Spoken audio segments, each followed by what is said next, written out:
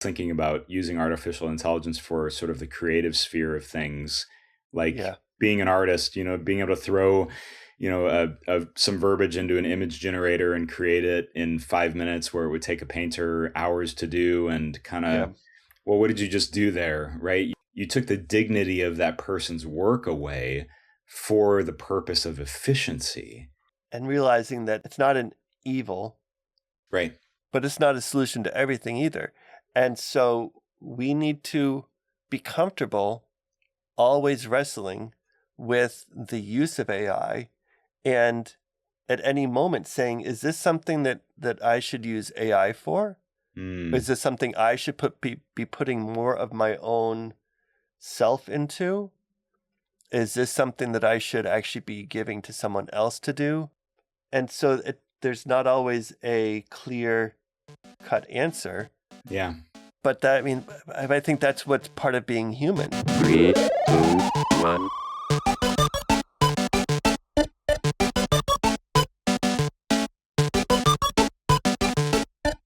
Welcome to Love Machine. Welcome to another episode of Nerding Out with That Nerdy Catholic. And as we shared the last episode, Cesar is taking a short break from recording episodes. So we would ask that you keep him in your prayers. He is still looking for a job. And as we said before, the job market in Peru is not that great right now. So keep him in your prayers. But as we shared the last episode as well, Leah has officially joined the That Nerdy Catholic team. And so Leah and I are continuing our look at Magnifica Humanitas. And as we said our last episode, that there's so much in here, and it is so dense that we had originally thought we were going to do the introduction in one episode, and we realized that was just not going to do justice to it. So that we're going to be continuing to look at the introduction to Magnifica Humanitas this episode.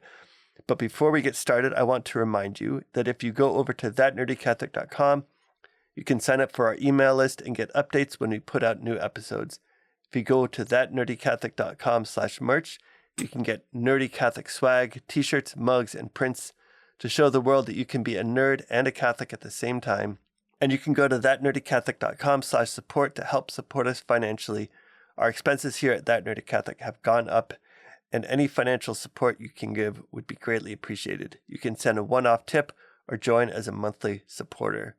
So, Lee, time to jump back into Magnifica Humanitas.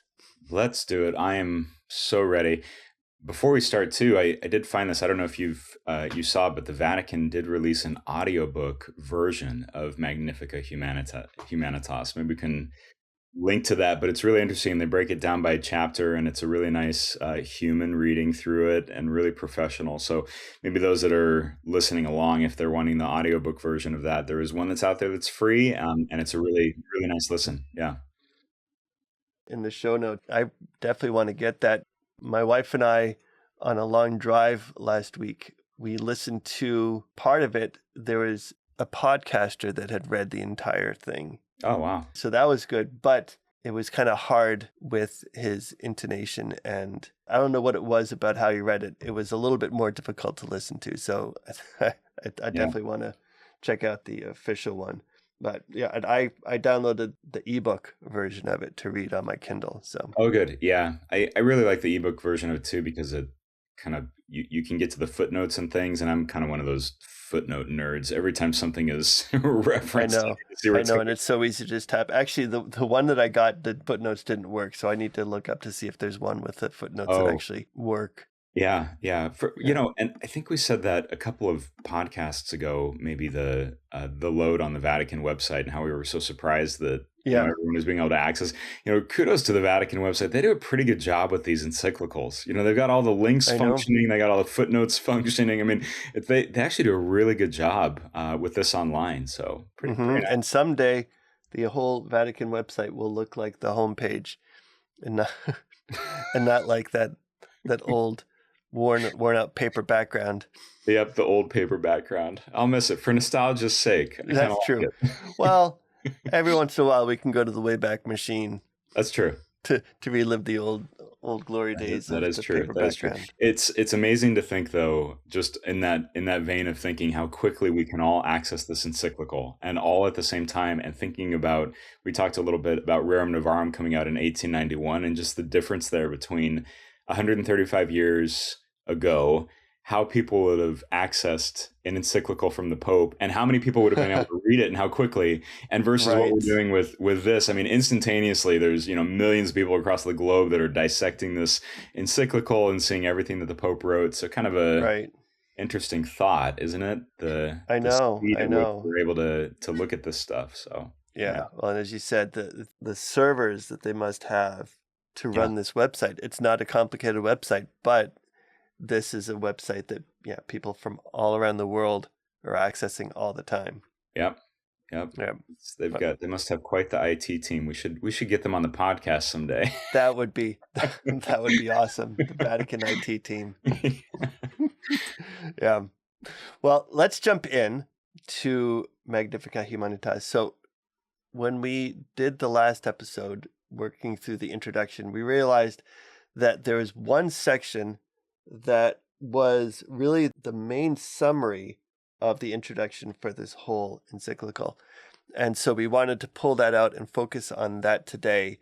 And so that section was this section on the two biblical images that Pope Leo wanted to look at as far as how we consider really how we work together. And this is not just about AI. This really is building upon the work of Rerum Novarum. And how do we look at work? And how do we look at our role in being productive in the world? Yeah. So I'm going to start off, I'll read paragraph 7. In order to answer these questions and discern how to navigate responsibly the era of AI, I would like to bring to mind two scenes from the Bible: the construction of the Tower of Babel from Genesis 11:1-9, and the rebuilding of the walls of Jerusalem from Nehemiah 2-6. The story of Babel appears in the book of Genesis, at the origins of humanity, immediately after the genealogies of Noah's sons. After settling in a plain in the land of Shinar, the people decided to build a city and a tower, quote, with its top in the heavens, Genesis 11:4. Fearing being scattered across the earth, they sought to guarantee stability and power for themselves, and above all, to make a name for themselves. It was an impressive feat, a single language, a single technology, a single direction. However, the project concealed a profound danger. It was a project conceived without a reference to God, supported by a uniformity that eliminated diversity and that chose homogenization over communion. When a city is built on pride and the claim of self-sufficiency, communication breaks down, languages are confused, and people no longer understand each other. The result is not unity, but dispersion. Babel thus reveals the limits of any effort that, however grandiose, arises from self-affirmation, sacrifices human dignity for efficiency, and aspires to reach heaven without God's blessings. There's a lot in there, but yeah. Growing up in an evangelical church, I had always heard the lesson of the Tower of Babel of God punishing a people from without based on the fact that they built a tower, that he didn't like that they were doing this. This image of the pride involved and the fact that what happened to the people that built the Tower of Babel was as much their own doing as what God did to them, I think is very powerful. Interesting you bring that up. Of course, coming from an evangelical background as well, this was kind of a proof point of why we should all be speaking different languages in different countries and should never mind to this sort of one world government, because that's what's going to bring about revelation and the end of the world, right? So, this was kind of the first stab at it. Babylon. Right, exactly. And what's interesting about this, that line supported by, it was a project conceived without reference to God, which kind of reminds me of, I was reflecting a little bit on that audiobook version of it, of the encyclical. And then in paragraph 2, just that beautiful line that talks about the church, and Pope Leo says, "She, the church, recognizes history as the place where the gospel challenges and directs human experience." And here he's saying, this was a project concealed with profound danger because it was conceived without reference to God. So again, he's bringing that whole look, without reference to the Bible, without reference to God, we don't have, a good barometer to, show us whether or not we're moving in the right direction and things like that. Supported by the uniformity that eliminated diversity and that chose homogenization over communion. And I love that word, because it's not that it's a problem that we're all working on the same thing together, or that even globalization in and of itself is a bad thing, as long as the people are in communion. Absolutely. Right. And that's kind of what was interesting in this paragraph, is that idea of communion, and oneness in diversity, and oneness in our uniqueness as humans, versus assimilation versus the Borg. Right. Yes. Yeah. And thinking about this, this was one of the things that I wish would have been in Rerum Novarum, because this image completely fits into what Pope Leo XIII was trying to teach on the Industrial Revolution. Right. Especially when he's talking about sacrificing human dignity for efficiency. That line right there, this is 135-year-old Rerum Novarum versus what we're reading today, and it's the same problem. Yeah. Human dignity for the sake of efficiency. Yeah. Yeah. Well, and that line is so powerful to me, because it goes past this almost intellectual exercise of talking about industry, talking about corporations, talking about others and their problems to my own problems. I mean, this is a problem that all modern people have, this dependency on efficiency. Right. I mean, how many times have I been stressed because I have felt, well, what I'm doing right now isn't efficient enough. Right. And I need to remember the image of, I can't remember the exact lyrics of the song, but the extravagant love of God. It was a worship song that came out about 25 years ago, but that image of God's love as almost as wasteful, because it is so extravagant, and he pours it out on us so much. And we are sitting here trying to be so efficient. And what happens when you are trying to be so efficient? You overlook people, you take advantage of people, and I think that's one of the main points he's trying to make on the Tower of Babel. And I love that you brought out that one line, shows homogenization over communion. Right. If you are doing things with communion in sight, then you are taking the value of each person as God created them. And you're not saying, well, you're not really worth spending time on because you're not efficient enough. Everyone has something to give. Right. Yeah. Boy, I love that. I was reading that last line of that paragraph, especially when it says sacrificing human dignity for efficiency and aspires to reach heaven without God's blessing. I was thinking, wow, how many times I've even myself in the pursuit of efficiency have never just stopped to ask, is this even what God wants me to do? Yeah.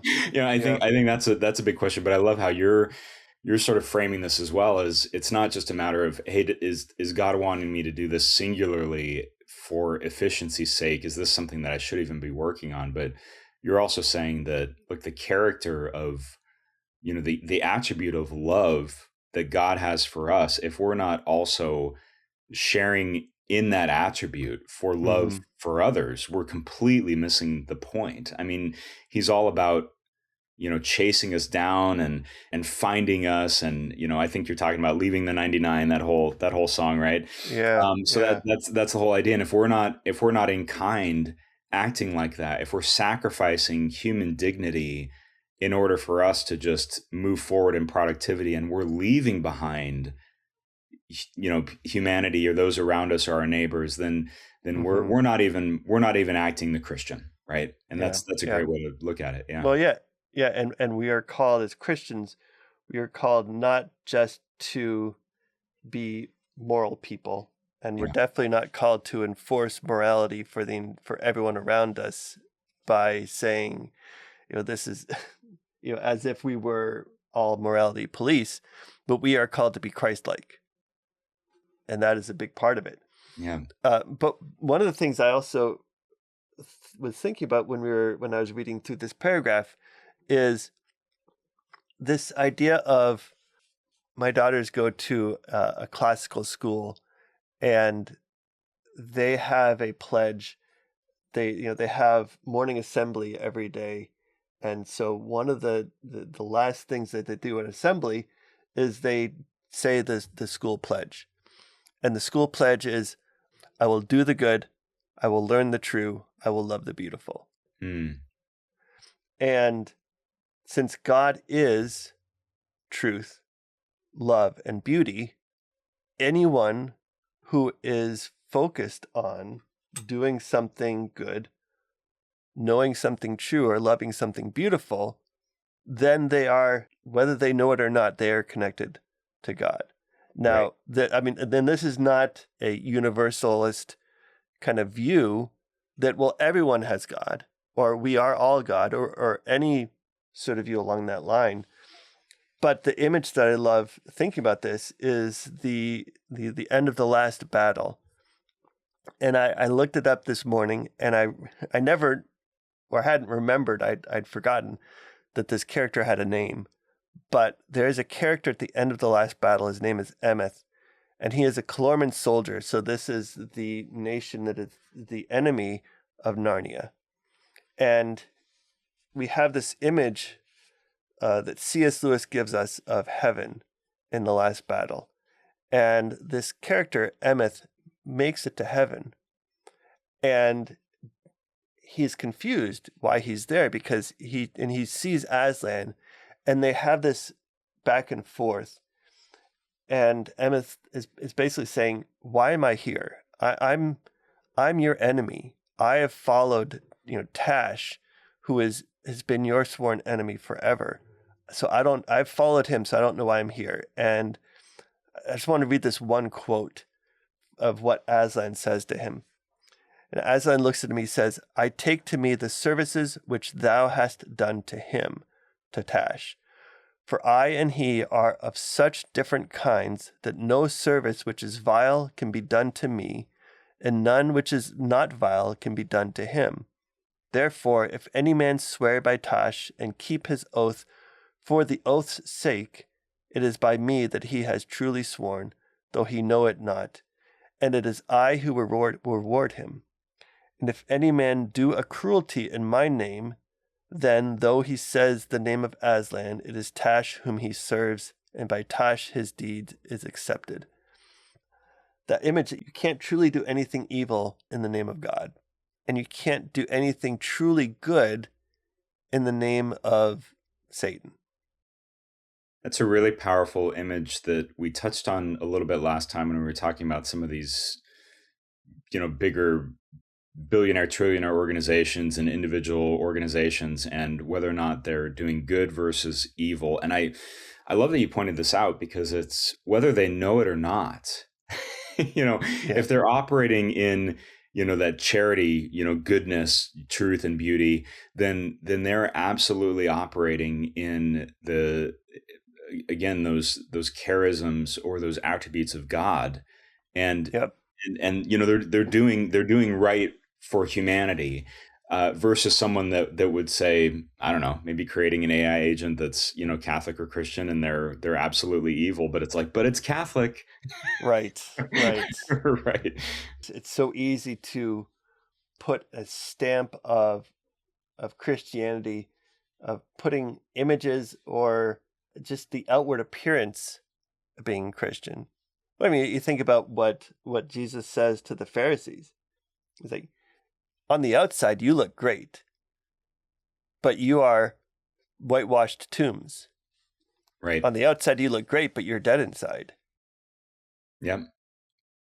And it's by the fruits of these things too. What Yeah. is the output? What is the fruit? Because through that, we're starting to realize whether or not this is something that is in line with the gospel, Yeah. in line with God's view of heaven on earth, and what it would mean for humanity to be in communion and oneness with God versus the alternative. And that's a pretty strong image. Yeah, but while you're reading that, I was just thinking, boy, would that be like an Anthropic? Would they be that Yeah. soldier? And it's like, well, whether you knew it or not, you're right. You didn't serve me, but maybe there was this little bit of hope that was Yeah. sitting there. And yeah, that's really good. Yeah. Well, let's just jump into the next paragraph then so we can do a compare and contrast between these two images. Sure. So, paragraph 8. The book of Nehemiah, in turn, opens at a time of great vulnerability in the history of ancient Israel. After the Babylonian exile, a portion of the people returned to Jerusalem, but the city was still in ruins. The walls collapsed and the gates burned, from Nehemiah 1-2. Nehemiah, a Jew in the service of the Persian king Artaxerxes, received news of the disastrous state of his ancestral city. Before taking action, he fasted, he prayed, and interceded for the people. He then asked the king for permission to return to Jerusalem, and upon arriving examined the destroyed areas in silence. He did not impose solutions from above. He convened the families, assigned each of them a section of the wall to rebuild, listened to their concerns, coordinated their efforts, and addressed any opposition. The narrative shows how the city is reborn, not through the initiative of one man, but through the shared responsibility of all. Men, women, priests, artisans, heads of households, and young people all played a part.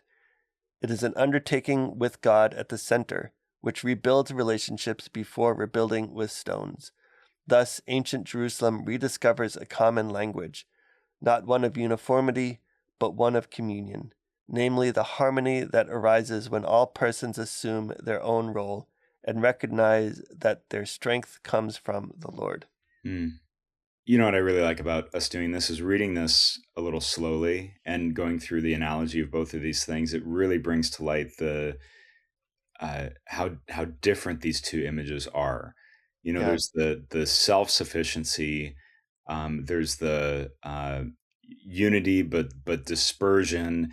There's the self-affirmation, sacrificing human dignity for efficiency in the Tower of Babel. And here you have what we were talking about earlier. Here you have communion. You have people that are the artisans, the priests, the men, the women, the heads of household, the young, the old, they're all playing this part. So they're all in communion with each other, bringing their differences into this thing that they're building. And that's what sort of affirms this blessing from God that you're doing the right thing, because this is something that's affecting everyone positively.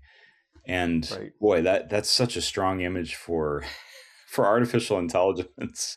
It's who are we leaving behind and who are we not leaving behind? And if that's the litmus test, I think it's really easy, just thinking off the top of my head, to spot some of those things that are like, ooh, that could be a dangerous road for artificial intelligence if you're starting to leave behind. You know what I thought of? I mean, you said artisan. And I know you've talked about this in the past on podcasts before, but just thinking about using artificial intelligence for sort of the creative sphere of things, like being an artist, being able to throw, some verbiage into an image generator and create it in 5 minutes where it would take a painter hours to do, and kind of, well, what did you just do there? Right. You took the dignity of that person's work away for the purpose of efficiency. Yeah. And that was a Tower of Babel moment versus what you would have here with with Nehemiah, where it's like, bring this in. Kind of interesting to think about. And realizing that it's not an evil. Right. But it's not a solution to everything either. And so we need to be comfortable always wrestling with the use of AI, and at any moment saying, is this something that I should use AI for? Mm. Is this something I should be putting more of my own self into? Is this something that I should actually be giving to someone else to do? And so there's not always a clear cut answer. Yeah. But I think that's what's part of being human. Right. I mean, the idea of efficiency also goes to there is not always a set answer that is super obvious at any one moment of what you should do. And in my men's group a few years ago, we read through Josef Pieper's book on the cardinal virtues, which it's a powerful book. It's just called The Cardinal Virtues. So if you ever want to learn more about the virtues, this is a great place to start. But the mother of all virtues, prudence, is that at any one moment, you need to take a look at reality around you. You need to take a look at the world around you. You need to take a look at yourself and your place in the world around you. And you need to make a decision every moment of your life. You're Right. always making decisions, whether it's big or small. And you need to say, all right, here's how I understand the world. Here's how I understand my own actions at this moment. And you need to make a decision. And as humans, they're never going to be perfect. Yeah. And they're almost never going to be completely 180 degrees to perfect. Right. But you need to make a decision, and then you need to evaluate it and say, okay, what I just did is, how right was this and how wrong was this? And then you need to say, okay, well, but that's what I did. And then you move on to the next thing. Mm-hmm. But so thinking about the use of AI, it would be wonderful if it were just a simple answer of, well, this is great, so use it all the time, or this is the Antichrist, so never touch it. Right. But we need to always be evaluating our actions Sure. as we're doing it. So something that's striking me as we're reading through this too is it isn't necessarily, so we're talking about AI as a tool, right? And we're kind of mentioning, and I think later on in the encyclical, the Pope also talks about that. It intrinsically in and of itself, it's not anything. It just kind of takes on the characteristics of the humans that are running it, and we'll get to that at some point. But it's interesting that the Tower of Babel and the wall. It's not about the tower, Yes, and it's not about the wall, right? And so and we keep kind of talking about AI as the tool, and maybe it's this is the thing. Should we be putting that brick into the wall, or should we be putting that brick into the tower, and how we're building it? And I think those are good questions. But what is the tower for, and what is the wall for? Right. And I think that's maybe the deeper question that this encyclical is trying to get to is let's lay the tool, let's lay the thing aside for a second. Let's lay the tower or the wall aside for a second. What is it that we're doing? And I'll get to that in a second. But first, I wanted to mention that Nehemiah is one of my favorites because when we're talking about sort of business side of things, this is like leadership 101. This guy comes in and he kind of gets everybody together, and he gets them all excited and hyped up about a singular thing. And what's interesting about this that the encyclical doesn't speak to is that when the community pulled together, this wall was rebuilt in only 52 days, which was just like an unheard of feat. Unheard of feat, right? How quickly it was done.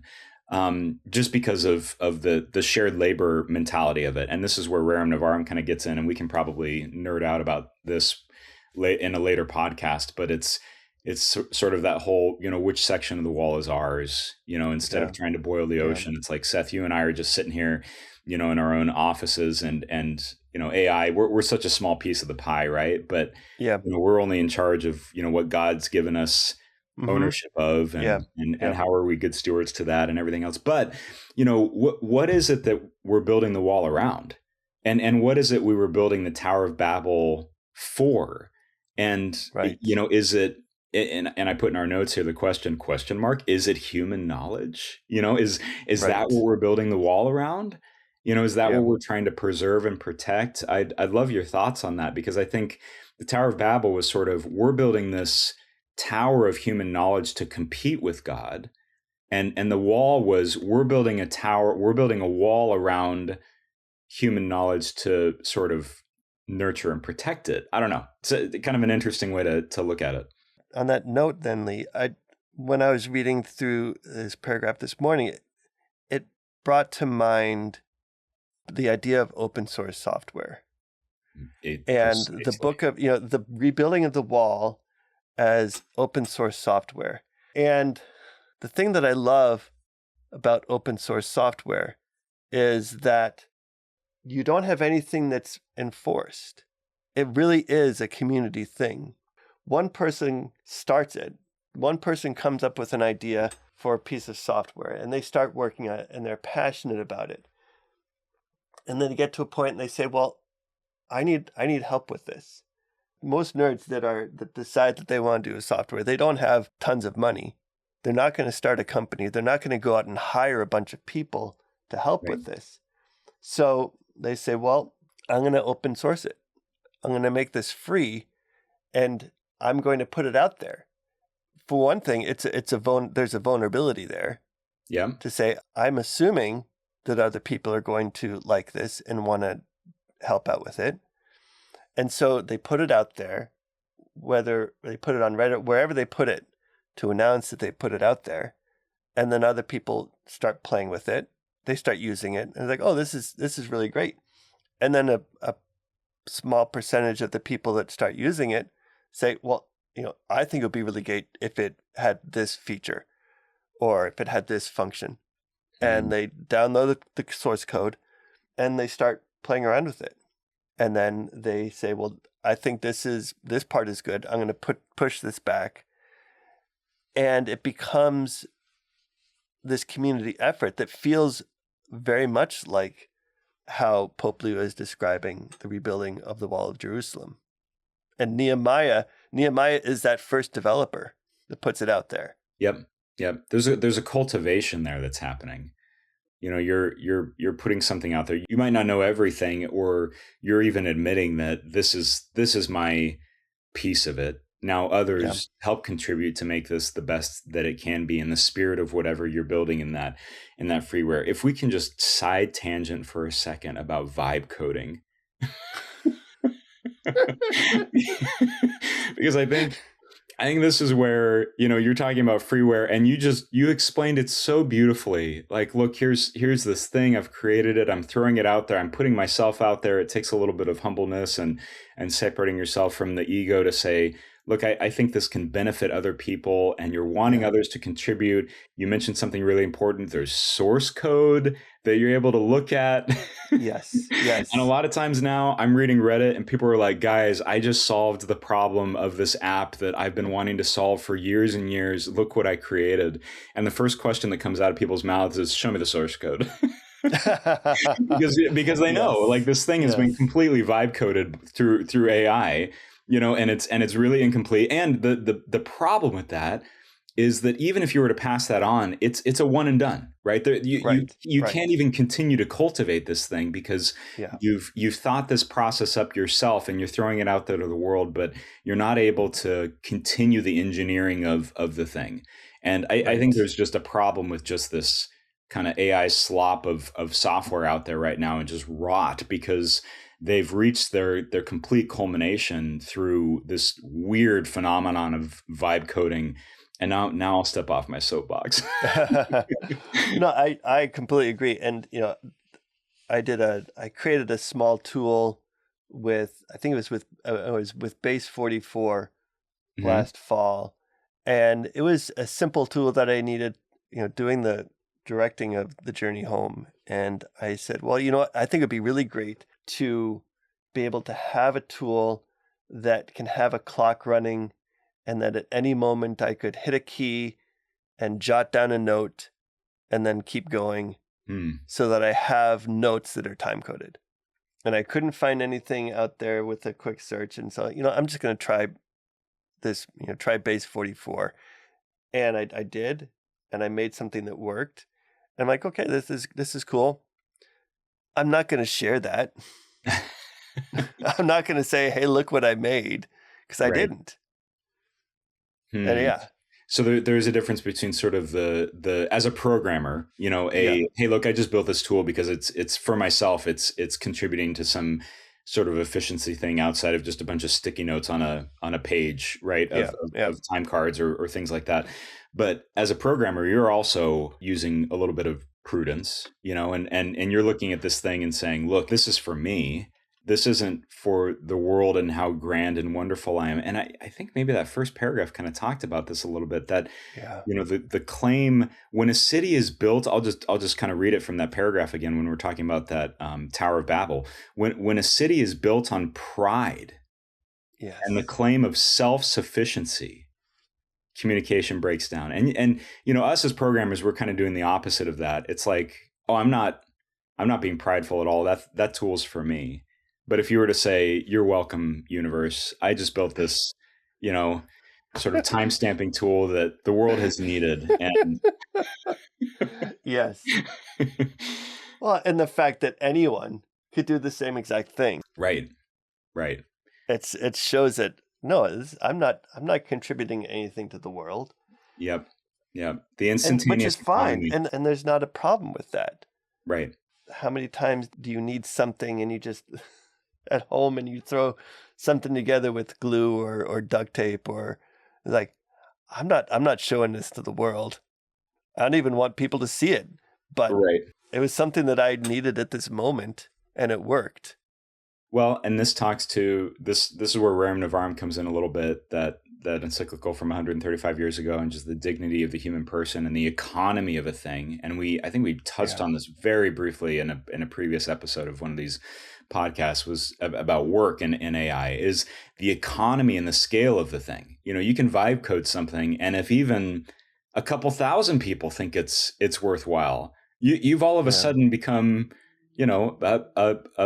a multi-thousandaire when before you had nothing, right? So you've sort of turned. You might even become a hundredaire. You might become a hundredaire, but you didn't do any work for it, right? And there's this mentality of, hey, maybe I create this thing and there's enough buzz around it, and I throw it out to the world, and all of a sudden I've become this millionaire because I created this great app that only a small subset of humanity needed, but it was enough to at least kind of throw me into this sphere of influence because of the money that I'm making off of the tool. So that's an interesting subject as well, is because the singularity around that, not really benefiting anyone other than yourself, and kind of doing it as a get rich quick scheme is really dangerous. Yeah.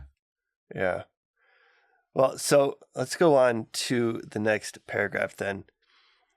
In the light of these two images, the Holy Spirit challenges us today regarding our relationship with technology and the ongoing digital revolution.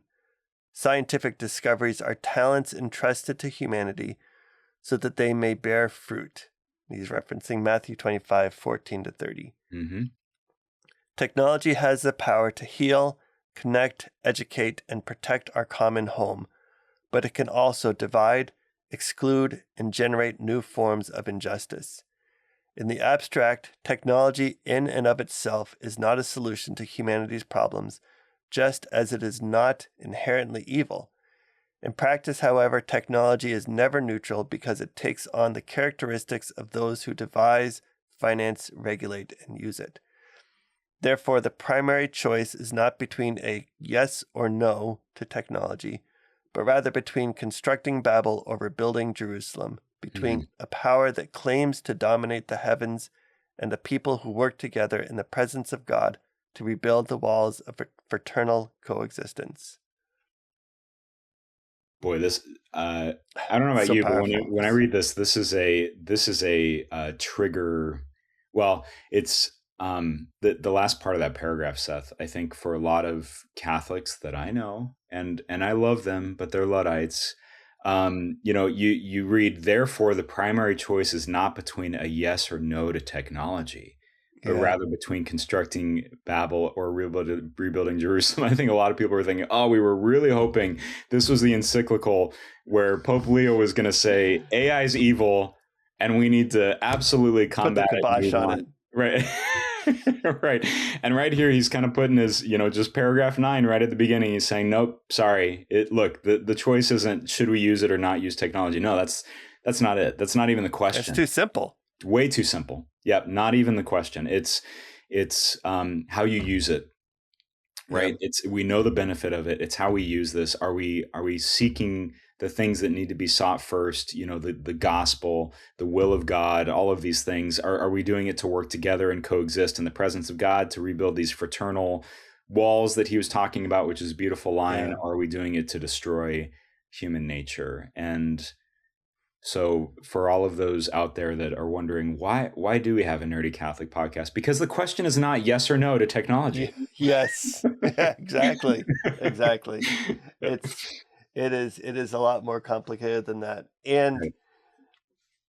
as I was saying before with the issue of prudence, we need to use prudence on all levels, whether it's our own use of AI, all the way up to we need to question the motivation of the people that are creating and training the AI. That's right.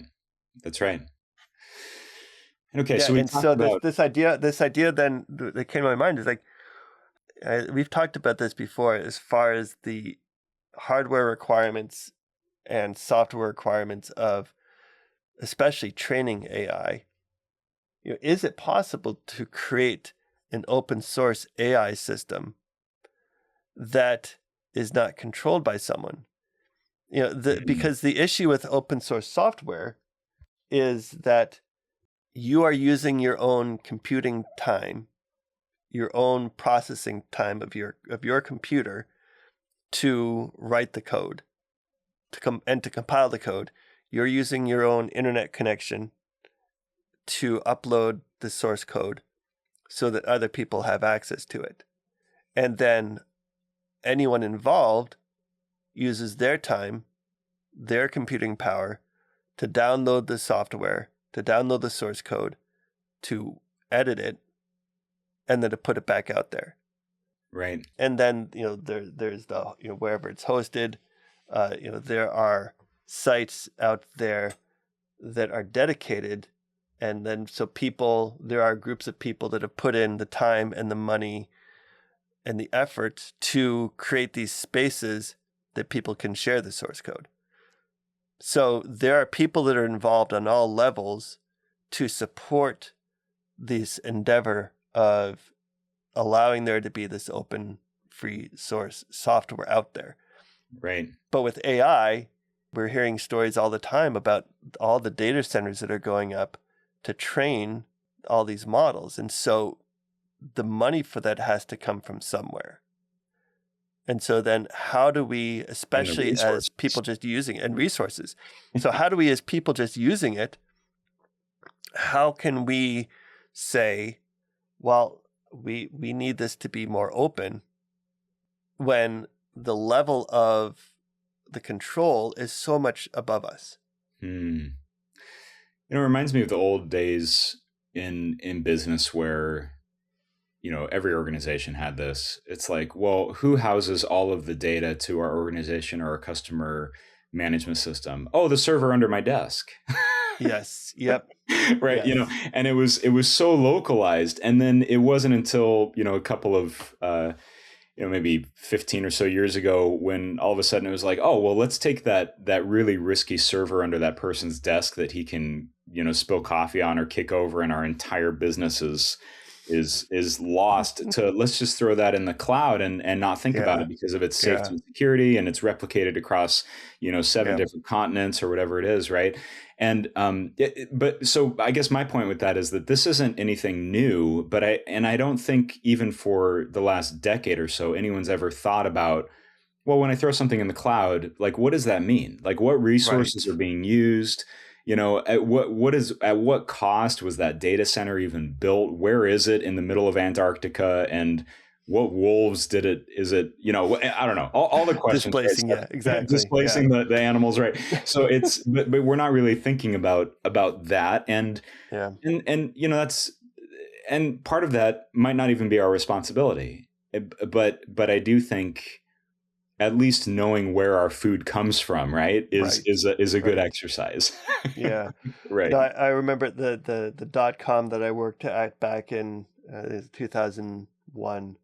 We had all of our servers at a data center about 3 miles away from where our office was. Hmm.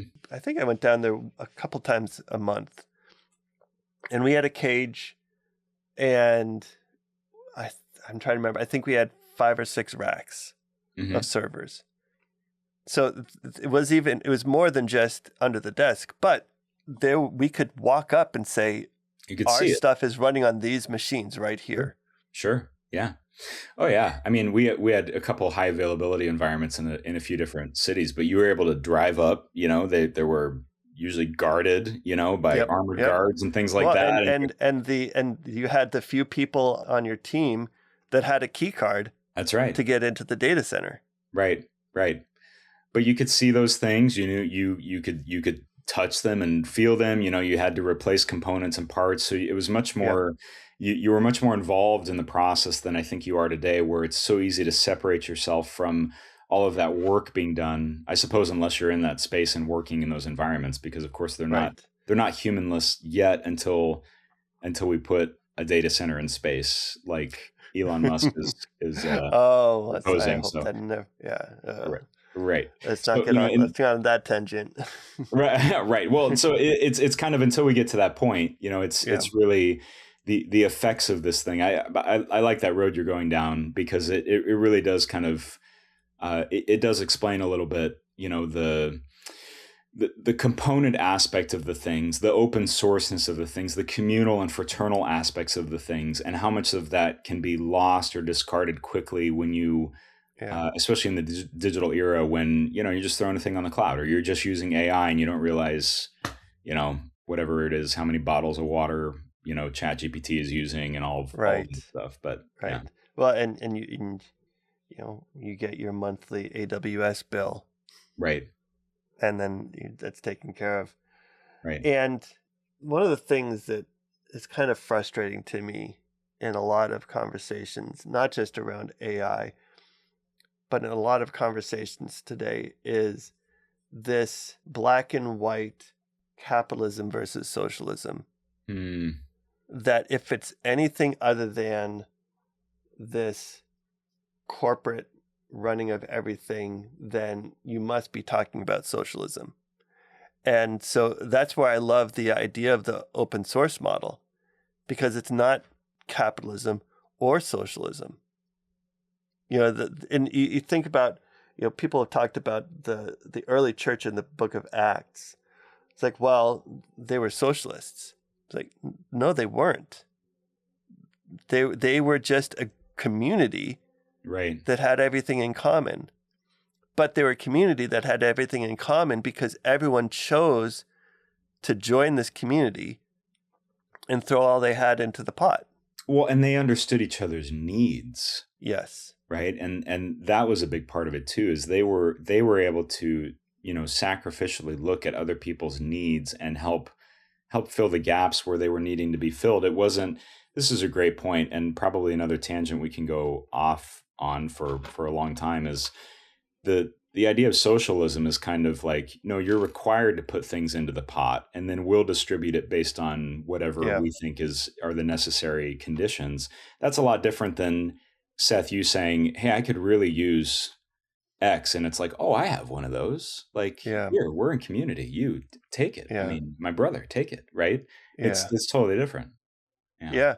And the realization that having humility is as much of asking someone for help as it is giving help. Right. To be able to say, no, I have this need, and I am going to come across as vulnerable to go out to the people around me and say, I have this need, can you help me? And then to also say, I have this gift, can I help you? I mean, that's what community is about. It's about giving help where you have the gifts, but it's also about going to people for help when you have the need. Yeah. And such a different thing than, this is what I deserve, or this is what should be coming to me, or this is something that, how unfair, I mean, it's just such a different mentality. And I actually think a little later in the encyclical, kind of down toward the middle, it talks more about the economy of the thing. And that would be really interesting to visit as well when we're talking about this whole socialism versus capitalism, because that was a big theme in Rerum Novarum. And I think maybe a lasting tension with a lot of people who read Rerum Novarum at the surface, because it's like, well, it's anti-democratic, I mean, it's anti-democracy, right? It's the opposite of what we would want, or what we're seeing. And he's throwing capital, Pope Leo XIII is throwing capitalism to the wind. Well, no, that's not what he was doing at all. He was just saying that there's a third way, because he was envisioning, even 135 years ago, the problem with capitalism is, well, you just said it, Seth, open source, right? So you're walking into these rack mounts, in your data center, 99% of that data center, we're in a perfect world of democratic society. There's that pie inside of the data center would have been split totally evenly between companies, and it wasn't. 99% of it was probably Microsoft. I mean, so you look at that and you think, well, democracy now or capitalism, and you're like, yeah, but 99% of the ownership of this entire process is one organization that's making billions and billions of dollars. And So anyway, we need to dive into that someday for sure. And the whole idea of the number of people controlling the economy is shrinking, and then what happens to the people that then have to have to pay exorbitant amounts, while these people are getting richer and richer literally every second. Sure.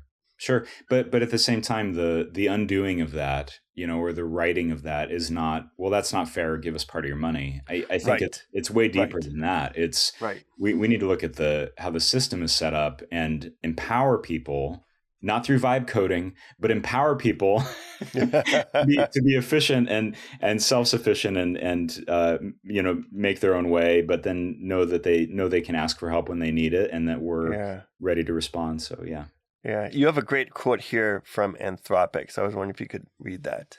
Yeah, sure. Just kind of after we read that paragraph 9, I believe. So this is not the encyclical. This is Anthropic. If we get this right, AI can become a foundation for greater productivity, creativity, scientific progress, and economic opportunity for the many. And we will achieve our mission to ensure AGI benefits all of humanity. And I think until we got to that last line, we were on the same page with Anthropic. This is what concerns me a little bit, Seth, about some of these things. Is Anthropic is absolutely on the right track. If we get this right, we're benefiting the many, right? But the mission is not what Pope Leo is mentioning later on in paragraph 11. Their mission is to ensure AGI, which is general intelligence that we're all kind of shooting for, benefits all of humanity, and we all have our own AGIs. And what concerns me a little bit is this reliance on AGI instead of that, what we were talking about earlier, that reliance on God. Reliance on God and the difference there, and how we as Catholics can look at a company like Anthropic or look at AI and say, look, AGI is not the answer. The answer is God. And if you don't mind, I'll go ahead and read some of paragraph 11 there, because I think this ties in really nicely. Is building a city founded on the common good implies first and foremost building on a firm relationship with God. It means recognizing that the truth of his love calls us to life in all of its fullness, John 10:10, and communion with him. Like St. Augustine, we too can say, you have made us for yourself, O Lord, and our heart is restless until it rests in you. Indeed, God has inscribed in our hearts a desire for happiness that embraces all the dimensions of life. The Church, in dialogue with man and women of our time, recognizes the urgent need to safeguard and guide this aspiration towards its deepest truth, which of course is God. And I think that's what is so beautiful about this encyclical is it's looking at what Anthropic said. Great, we're with you. Benefiting the many, opportunity for the many, economic opportunity, scientific progress, right? But our hearts, Seth, are restless because we're looking for God. And I think a lot of these organizations are looking for AGI Right. as the answer, right? Well, almost, to risk sounding too dramatic, almost looking for a digital God. Sure. Absolutely. Yeah. Well, and going back to what we were saying before about truth, goodness, and beauty, that I think it is too easy when you want to slap the label of Christian on something to make it limited to people that have this very specific view of God and fall within a narrow definition of what you, as the person that's setting this up, think a Christian should be. Right. But when you look at God, not just as someone that is loving, someone that is good, and someone that tells the truth, but if you look at God as who he is, as love itself, truth itself, and beauty itself, that anyone who is seeking love, truth, and beauty and goodness, they are at some level of imperfectness seeking God. Right. And again, AGI, automated general intelligence. Yeah. Right. Again, is that the tool? Right. And we talked about that. Is that the tower or the wall? Right. That's the tool. So we're talking about the wall. But what is it we're preserving? Well, the general intelligence, is that preserving human knowledge? Where is that pointing to? Is that knowledge all pointing back to God? Are we constantly pointing back to our Creator in all of these things that we're doing to help inform us better as humans in our discoveries in science or in medicine or in helping our common man and economic opportunities, everything that Anthropic is talking about? Is that all pointed back to this greater sense of belonging? Right? Of being children of God. Our hearts are restless until they rest in you, because God inscribed in our hearts that desire for happiness in all dimensions. Yeah. And if AGI is a tool that can help us get there, as long as we're always pointing to that God-shaped hole in our hearts being filled by God as the true source of happiness, then I think we're on the right track. Yeah. Well, and I think we can look at not the general intelligence, but all the different artificial intelligence models out there that are specifically trained to do something very specialized. There's so much that can be done with those, whether it is medical research or solving engineering problems. There's a project a little while ago that came out where someone created this very simple pulley generator. And so you had this weight and you put it up on this thing, and I think it was like a chain or something, and then it would slowly fall and it would generate electricity and it would power a light bulb. Oh, interesting. But they took this technology that they created and they said, we want to raise money and we want to get this into the hands of anyone that needs it in all these rural areas around the world who don't have access to electricity. And so they went into these villages in Africa and around Asia, and they would give people these simple things that weren't expensive. Mm-hmm. But the fact that then someone could have light in the evening made such a huge difference in their life. And then they could then go and do something that they couldn't do before. A friend of mine was a missionary in Cambodia for a few years. She had an apartment in Phnom Penh, but she rented a small place out in this village in the middle of the fields somewhere. And the woman that she rented the place from out in the country, at one point when she was there, Cambodia has suffered so much since the Khmer Rouge. And so they were so far behind the rest of the region as far as, economy and technology. And so they had never had a phone system, like a wired phone system around the country. Mm-hmm. And so they decided to go right from nothing to a cell phone system. So there were people that were going around building towers all over the place. And so this company in Cambodia rented the space from this woman's land where my friend was renting to build a tower. And so they were paying her rent, but also this woman had access to the electricity that the tower was running off of. So part of the rent for her allowing this company to use the land for this tower was that she could have access to the electricity. And the first thing that she did with the money that she got was she went out and she bought a refrigerator. And the change that refrigerator had in her life is so interesting hearing my friend describe this. She could go to the market once or twice a week, Right. instead of every day. So technology can be a great tool for us to care for the people around us. Right. But it can also be a tool of control. That's a really great way to put it, because there's the practical side of technology that can help you live a more fruitful life, especially in that example with the refrigerator, and those things that are so practical, that just in living and in the care for other people and things like that. And then again, we just keep going back to it, as this idea of technology being this exploitation of humanity, of the money making side of things, of the get rich quick type of things. It just total exploitation, and I think we get to that in later chapters as well of the encyclical. But just that idea that what does he call it? I think dehumanization. Yeah. Where we stop becoming humans in communion with one another, and we become tools and resources for another person's gain. And we lose track of what it means to be human. And that's where we turn into the Tower of Babel, instead of building the wall.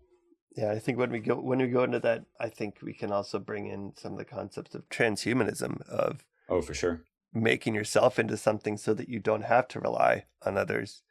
I want to go on and read this next paragraph then, because this is really fitting into what we're talking about right here. This is paragraph 12. All too often we place our hope in unlimited, quote, upgrades, in forms of progress that exacerbate inequalities, and in immediate solutions incapable of healing people's wounds. As a result, while some pursue the illusion of unlimited self-assertion, many are deprived of basic necessities. The Church reminds us with a firm yet humble voice that true fulfillment is not achieved by eliminating weakness, but through harmonious growth. It is found where freedom and responsibility are intertwined with mutual care and true solidarity, and where progress is measured by the dignity of each person and the good of all peoples.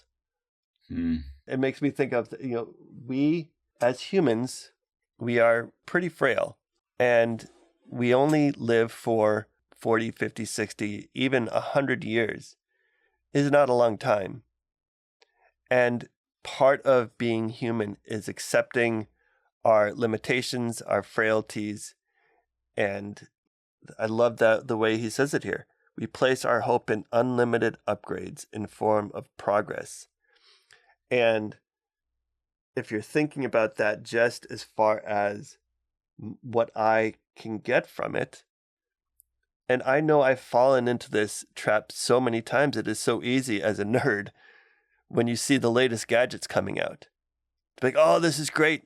It's going to make my life so much better, so much easier. And it's so cool that, as you said before, we don't think about all of the things that have happened behind the scenes to make that happen. And so then I love how he finishes that. We place our hopes in unlimited upgrades in forms of progress that exacerbate inequalities and in immediate solutions incapable of healing people's wounds. Yeah. We're both tech nerds too. And I don't think it's necessarily, we love technology, new things that come out, it just excites us.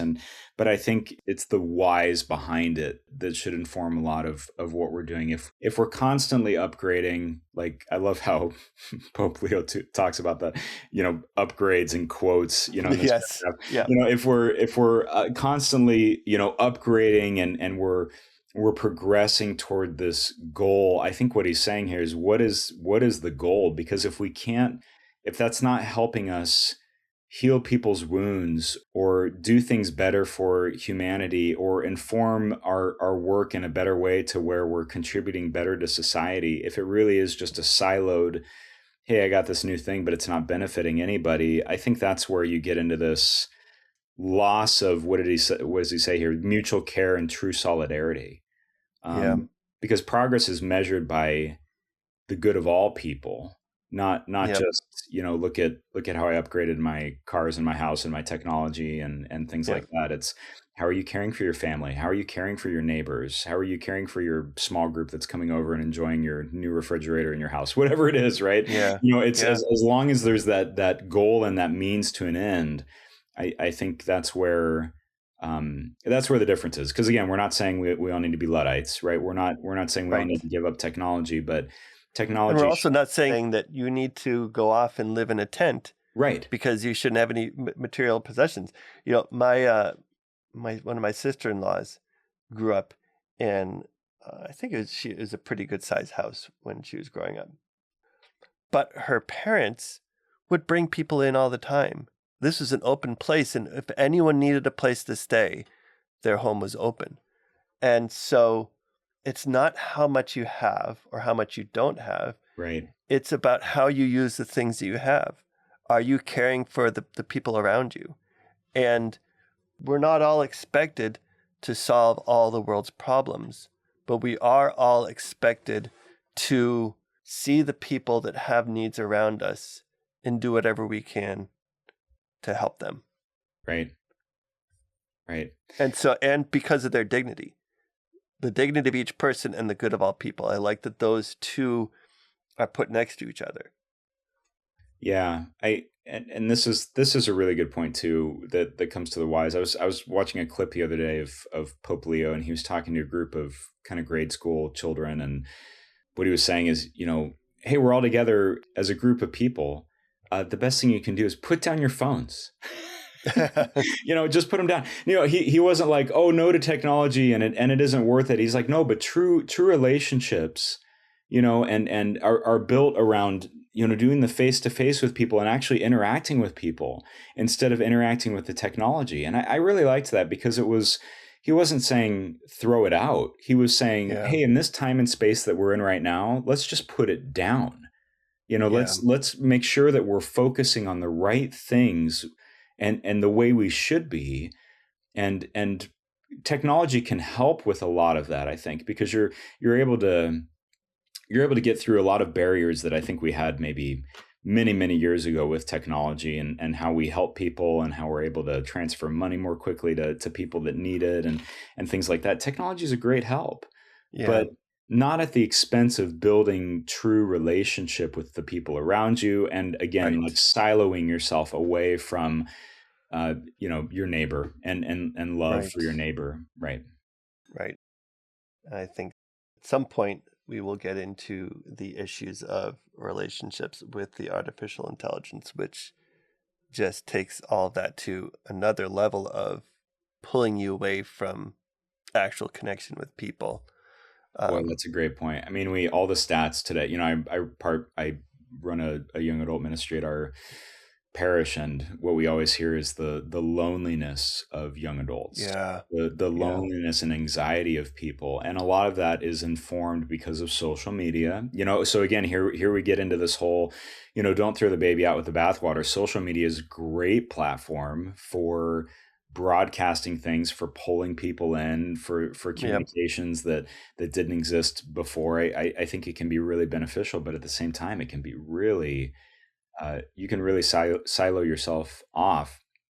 And how are we as a church and as Catholics being cautious with that? I was just having a conversation with a friend of mine who's a canon lawyer, and he said, for fun, you should look up Canon Law number 666 just when you have an opportunity to. Because it's so funny, because that's the canon law that talks about social media use and being careful with it. I know it is funny, but you just think about it and it's like, wow, it's just really is being cautious and not losing sight of what it really means to be human. We're losing touch with that, and we do need to talk about that later. But so what you're mentioning about the relationships with artificial intelligence, okay, we have this gap in relationships, but we're tied to our technology and we're tied to social media.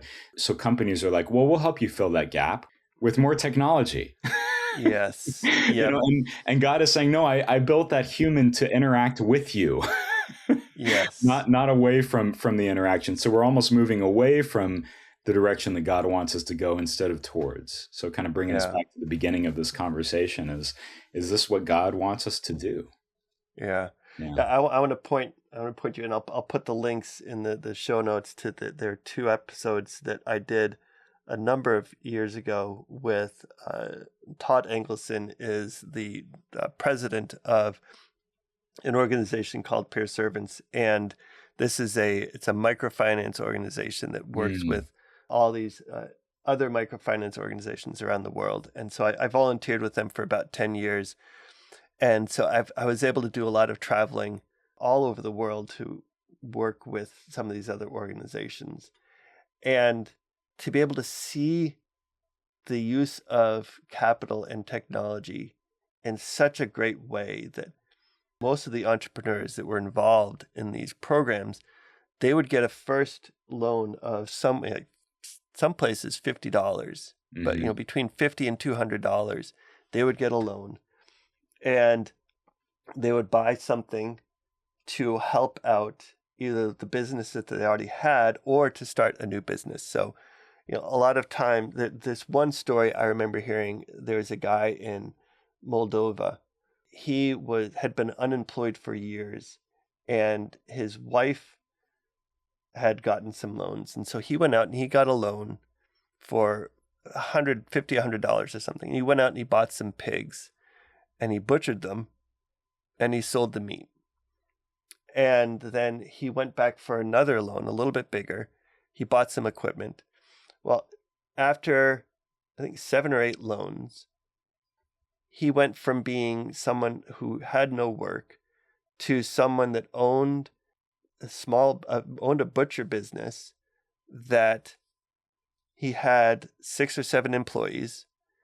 He had created this line of sausages that were so popular that members of the parliament from the country would come down and buy sausages from him. Mm. He gave money to his church. He was able to support programs in his community. And so with technology, even, we're talking all about AI, but any technology can be used to give people an opportunity that they hadn't had before. Right. And I think there is a place for artificial intelligence to do the same thing, to give people a tool that will allow them to do something that they've never done before. Mm. And not replace it. Right. I think what you're hitting on there is that I think AI is seen a lot of the times as, if we dream it, we can create it, maybe at the expense of that butcher that you're talking about that had this creative genius inside of him that wasn't able to do it until he had the resources to sort of realize it. And that's where we need to be careful too, is our end goal to help people like that and sort of allow them to live in their creativity and in what God created them to do, in their gifting, or is it a means to an end? That's where the dehumanization comes from things like that. That would have never happened if it weren't for the human behind that. No matter how good artificial general intelligence gets, we'll never be able to tell it, create me the best sausage in the world that Parliament's going to love. It's going to be like, well, I need a resource. I don't know. I've never seen it. Right. Exactly. So it's that creativity. And what's going to happen is if you rely solely on the AGI, then you're just going to get the same sausage that everyone else has. That everyone else has, right? Yeah. Well, I want to. So I mean, we've gone on a little bit long, so I want to close off the episode, but I want to close it off by reading this last quote from paragraph 15, because I think this is a good summary of what we've been talking about, and then we can wrap up with a few closing thoughts. But it's in paragraph 15, it says, "In the era of artificial intelligence, when human dignity is threatened by new forms of dehumanization, ours is a pressing duty to remain profoundly human. We must lovingly safeguard the grandeur of humanity bestowed upon us and revealed in its fullness in Christ, the splendor of which no machine can ever replace. True progress always stems from a heart open to others, an intelligence willing to listen, and a will that seeks what unites rather than what separates." Yeah. I mean, that's Pope Leo jumping into our episode and giving us the perfect mic drop. Yep, absolutely. No, that's a beautiful way to frame it and to end, because that's, I think, what we've been talking about this entire time is how do we safeguard that humanity? How do we make sure that everything we're doing with artificial intelligence isn't threatening our human dignity? Yeah. But we're able to sort of elevate human dignity and use it as the tool that it is, but in the right ways. And I think that takes people that has um, hearts open to others. It's people that already have that bestowed in them, that are using the tools in the right way. Like Pope Leo said earlier, these tools aren't intrinsically evil in and of themselves. It's the people that use them. And so how can we as Catholics help inform the people around us to use these tools the right way, to help serve humanity? Yeah. Yeah. So if you're watching or listening to this, I encourage you to go over to thatnerdycatholic.com/AI. That is the page that we have up on our site. It has the archive of all the episodes that we've done so far on this topic. But there's also a form there that allows you to share some of your thoughts, any questions. But this idea that that AI is a tool, and it's not something, we don't want to, as Lee and I, coming from IT and software backgrounds, we want to understand the tool better. We're not Luddites, as Lee said earlier, that says, well, just throw the technology away. We're also not the technological evangelists that says this is the best thing in the world, you should use it for everything. And so one of the things that we're doing in this whole series on AI, but especially this series that we're going through right now on Magnifica Humanitas, is we want to really wrestle with all the ideas and with the technology itself to say, how can we use this not just because it's cool? How can we use this to benefit the lives of everyone? How can we use this to emphasize the dignity of each person and the good of all? And how can we use this as a tool? Because, as you said a number of times in a number of different ways, we can really use this tool to lift people out of some of the problems in this world. But we could also use this to push people down and manipulate and use people. Right. So this is something, there's not a simple answer. This is something that we all need to wrestle through and say, how are we going to allow AI to shape the future? Right. And how are we going to make sure that we're relying on the right things, that we're always focusing, like we talked about early on in that line that I love from paragraph 2, how are we always allowing the gospel to challenge and direct our human experience? Yeah. That should be the source of everything that we do, technology related, whether it's AI or something else that happens in the future. And then once we get that right, we've got the first things first. We're doing the things that we need to. Yeah. Right. Well, I hope you've enjoyed this episode. And as I said, head over to thatnerdycatholic.com/AI and share your thoughts with us. And if there's anything that we've missed, any thoughts that you have, any questions, any corrections, we're not perfect. We make mistakes as well. And so we might have said something off in this episode. If you do correct us, please do it gently. We do make less mistakes than AI, though. That's true. Not the endorsement that people might think it is, but yes. So we want to thank you for joining us, and I encourage you to continue to wrestle with this question. And as you're wrestling with it, think about the people around you and how it is not just benefiting you, but benefiting everyone. And so I encourage you to come back. Next episode, we are going to be jumping into chapter 1 of Magnifica Humanitas. And we're going to keep going deeper into this question of how can we use AI to take care of the people around us. So In closing, I want to remind you, if you go to thatnerdycatholic.com, you can sign up for our email list and get updates when we put out new episodes. If you go to thatnerdycatholic.com/merch, you can get Nerdy Catholic swag, t-shirts, mugs, and prints to show the world that you can be a nerd and a Catholic at the same time. And you can go to thatnerdycatholic.com/support to help support us financially. Our expenses here at That Nerdy Catholic have gone up recently, and any financial support you can give us would be greatly appreciated. You can send a one-off tip or join as a monthly supporter. Lee, thank you for this great conversation. Thank you, Seth. This was great. What a pleasure. All right, talk to you next time. All right, God bless. All right, God bless. Bye.